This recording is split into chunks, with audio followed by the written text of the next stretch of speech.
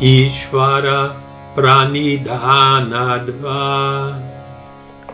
Asampragyata samadhi is also, or certainly, attained by devotion or complete surrender to Ishvara. So earlier we saw that in the attainment of Sampragyata samadhi, there was the promotion of the use of gross forms, or focus upon gross forms, and then reflection upon subtle objects as being a pathway towards Sampragyata samadhi. And so that fundamentally divided things into that which is knowable, the grahya, and then there was the grahana, the instruments of reception, or we could say instruments of perception, and then the third being the grahita, the receiver of perception. And it was indicated that the use of that process led one towards the state of Sampragyata samadhi, or was described by Vyasa as Sampragyata yoga, was practiced this way. So now we are being introduced to another possibility, another path, another option to the person seeking self-realization. And this verse only is made up of 3 words, Ishvara, which literally means the supreme controller. The root ish means to have extraordinary power and sovereignty, and hence the often used translation of this word is supreme controller, and of course a reference to a supreme deity or God. Pranidhana indicates a great devotion, a bowing before, a complete supplication, a surrender. And then we have the word va. This word va generally means or it can be else or else. But in some occasions, it can denote something like indeed or verily, placing stress upon the preceding word. Krishnamacharya preferred this way of using the word va to mean, to put stress on things, meaning like indeed or verily. So Vyasa, he places a question before this verse in order to more fully explain it. He asks the question, or places the question, does concentration, meaning samadhi, become imminent from this, meaning the earnest desire to concentrate on principles? Does it come from this alone, or is there any other means? And of course then this verse, Ishvara pranidhanatva, is the response. So here in this verse, Patanjali now introduces Ishvara into the mix, as it were. This notion of being dependent upon what we would consider divine mercy as a way to coming to self-realization is not a new idea. It was an idea that permeated the Vedic culture since time immemorial. And the idea of attaining, for instance, a vision of the self by the grace of God. I mean, you could find this even back in the Upanishads. So Vyasa, in his comments in explaining this verse, he states that through a special kind of devotion, and of course he uses the Sanskrit term bhakti vishesha, which means a different kind, or actually a special kind of devotion. So through a special kind of devotion called Ishvara Pranidhana, on the part of the devotee, Ishvara inclines towards him and favors him with grace for fulfillment of his wish. So this is the commentary provided by Vyasa. Now what's happening here is we are being now offered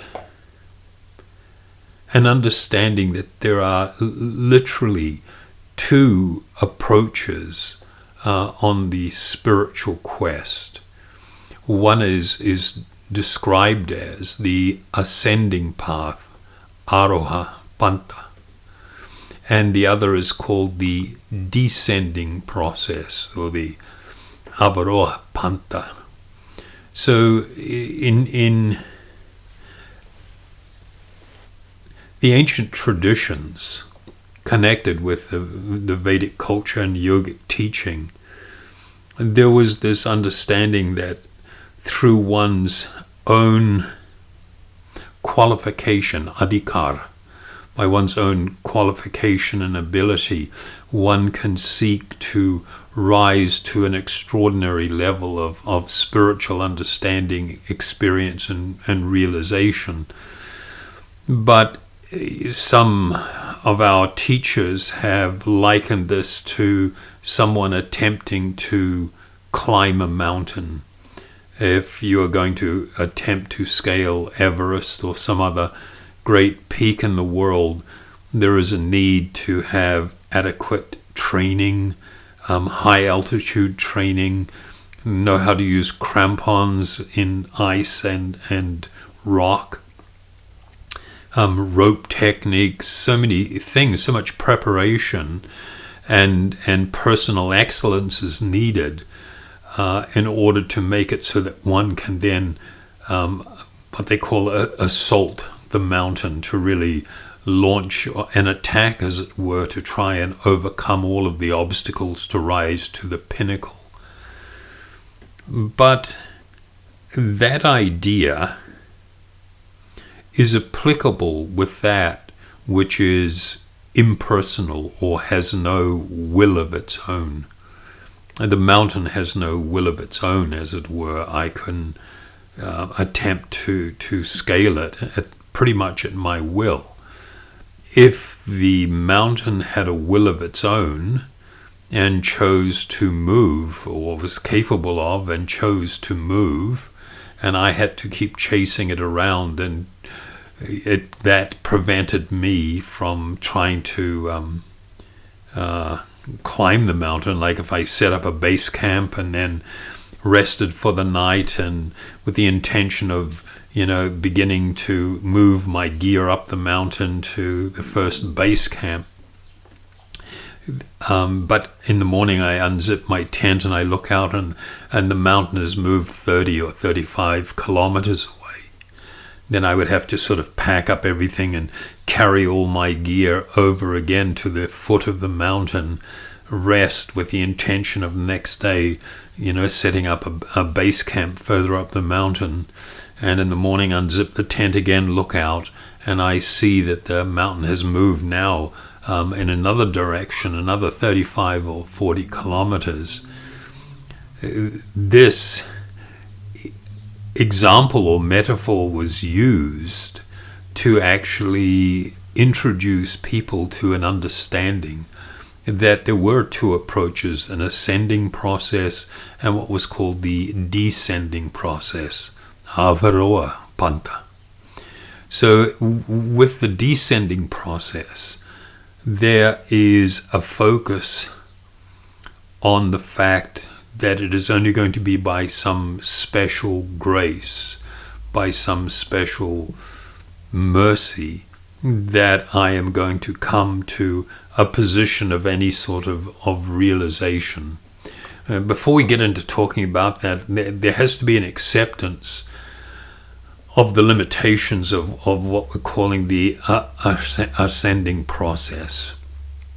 So far, everything that Patanjali has spoken about in the use of the different tools for meditation, it very much focuses upon the use of sensory organs, and by limiting their use and examining them, but also the mind. The mind was a significant focus in this endeavor. There is a Sanskrit term, it is called adhoksaja. The highest truth, the greatest spiritual truth, is being described as adhoksaja. And this term means that which is beyond the senses. And beyond the senses includes being beyond the mind. And so if we understand that this highest truth is beyond sensory perception and it is beyond the mind, then we can instantly understand that if we are only going to rely on those tools, that there are going to be some limitations and there are going to be hindrances in our attempts to spiritually advance.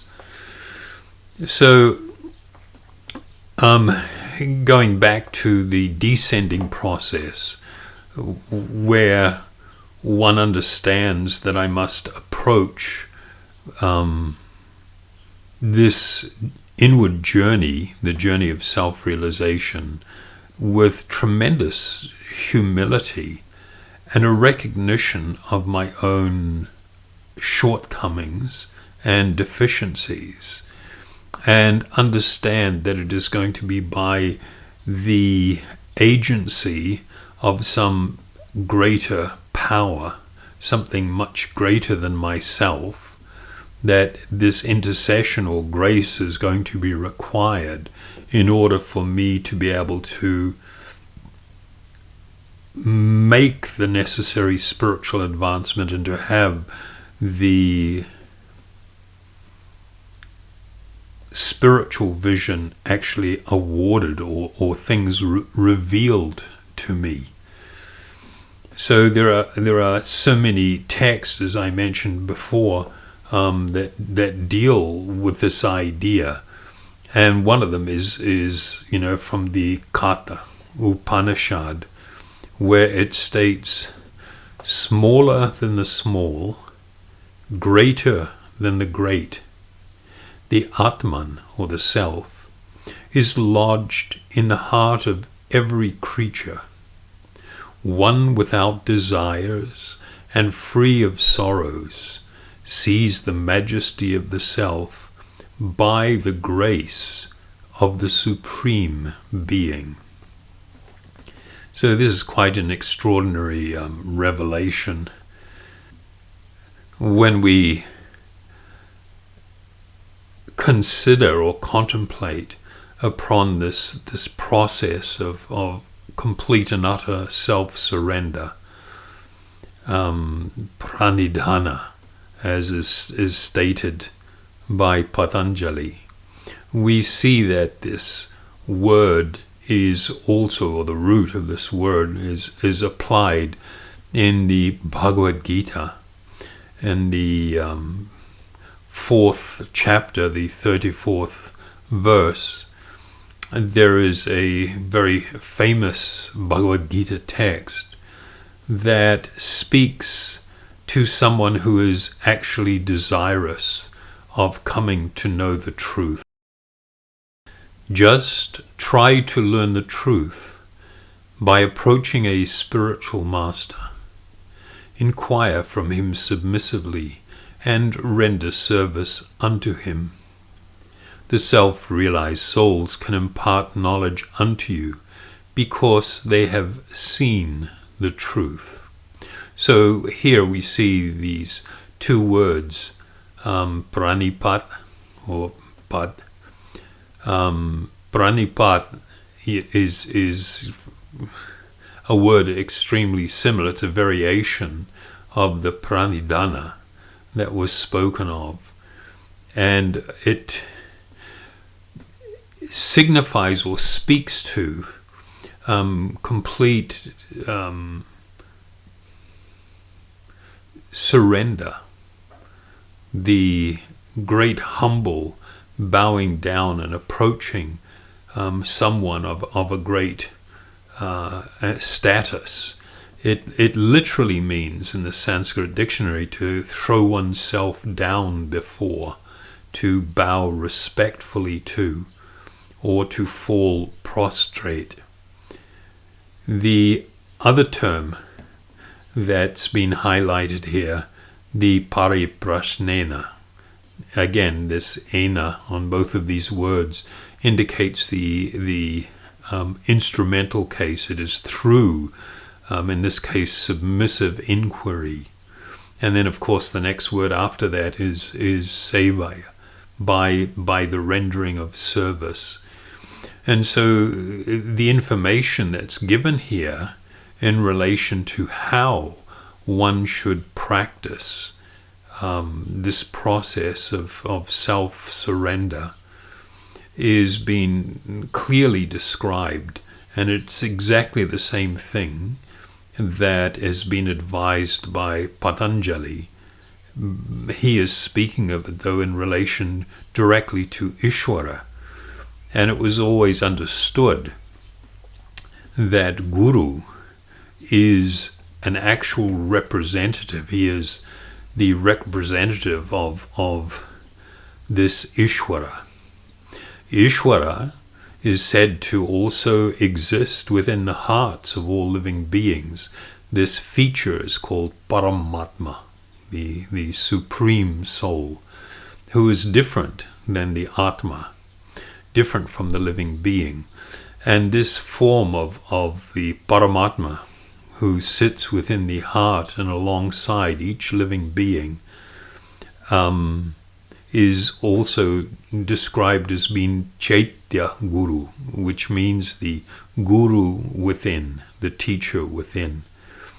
Whereas the outward or external manifestation of Guru is said to be a representative of, and somebody that is directly speaking on behalf of this same Ishvara. So different schools have different concepts of what we will call the highest truth or the ultimate truth. And because of that, we see a large number of variations in how people may endeavor to interpret and even translate the Yoga Sutra and even other Vedic texts. So, for instance, the philosophical school of Adi Shankara, Sri Shankaracharya, is, and the school that he put forward is called, they're Vedantins, as if that is a representation of the original Vedic teaching. But in reality, Adi Shankar, he proposes an idea that we don't actually find in the older Vedic teachings. In the Bhagavad Purana, there is a very famous verse that goes, "Learned transcendentalists who know the absolute truth call this non-dual substance Brahman, Paramatma, or Bhagavan. So here we are seeing in this verse that the absolute truth is manifest in three features. These features appear to be quite radically different from each other. And yet they are all categorized as being non-dual. Those who don't have a very good understanding of what it means, Advaita, they apply the concepts that are relevant to the material world and the limitations of the material energy to the spiritual truth, the spiritual reality. And so they don't accept that there could be three features of the same tattva, the same ultimate truth. And so, as with the case of Adi Shankar, Adi Shankar only accepted Brahman as being the ultimate truth, tattva. He considered the features of Paramatma and Bhagavan to be somewhat influenced by the illusory energy called Maya. But this is not supported in the ancient Vedic teachings. It may be interpreted by some different parts of the Vedas to be that Brahman is the only reality and the only truth. We accept that Brahman is the only truth, but we understand that Brahman, Paramatma, and Bhagavan all constitute a higher understanding of Brahman. So what happens as a result of being influenced or directed by certain philosophical ideas or schools of philosophy is that people have a tendency to try and alter what is very plainly stated here by Patanjali due to some personal philosophical bias. I've seen where people have lent all types of imaginary interpretations to what is Ishvara, what does Ishvara mean.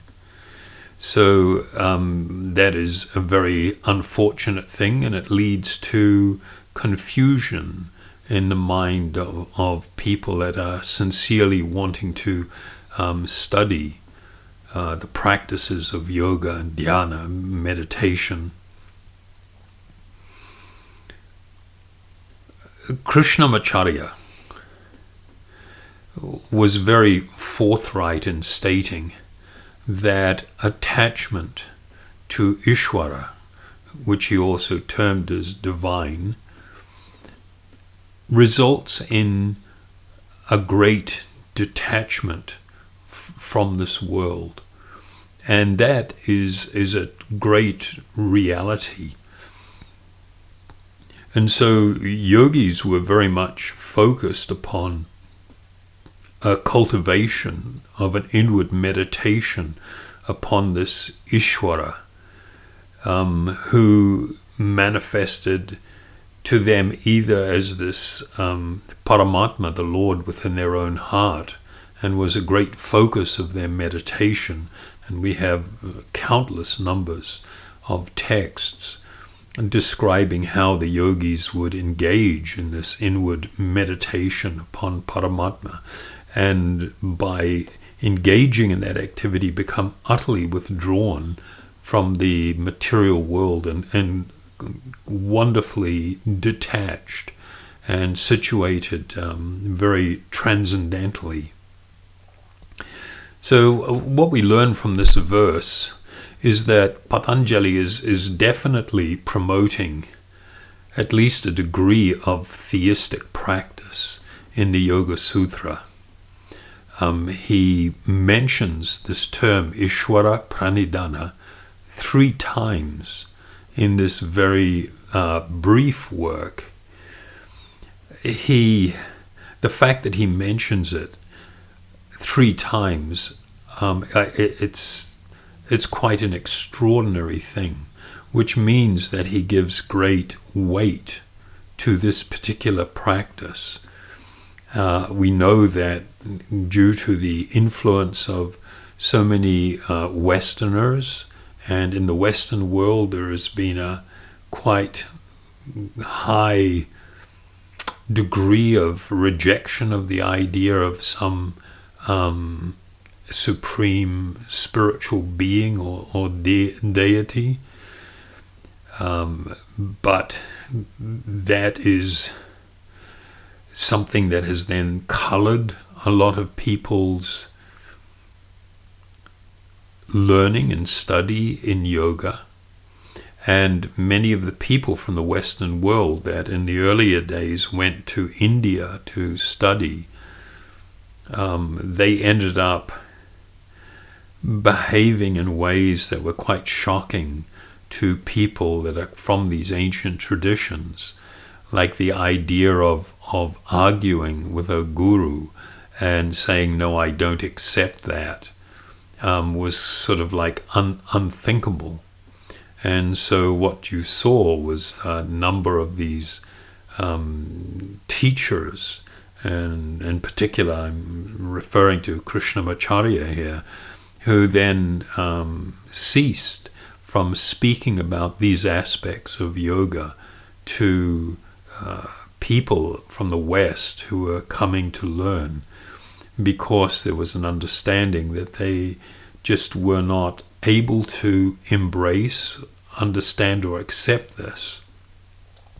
And so there was this hope that with a carefully cultivated practice and some devotion to this sadhana, their yogic practice and meditation, that eventually people would become purified and qualified to understand and appreciate some of these higher principles.